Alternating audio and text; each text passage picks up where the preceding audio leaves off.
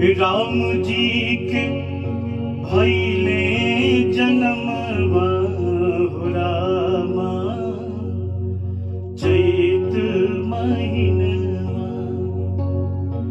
राम जी के भइले जनमवा हो रामा राम जी के भइले जनमवा हो रामा राम जी के भइले जनमवा हो रामा चैत महीनवा।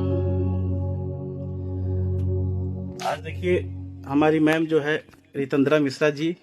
हाय अमित, बहुत बढ़िया गा रहे हो तुम। जो कि आई हैं, आज इनका आशीर्वाद मिल रहा है। हमारे स्टूडियो पर पहली बार आई हैं। बिल्कुल। और साथ में दीपिका श्रीवास्तव मैम आई हैं।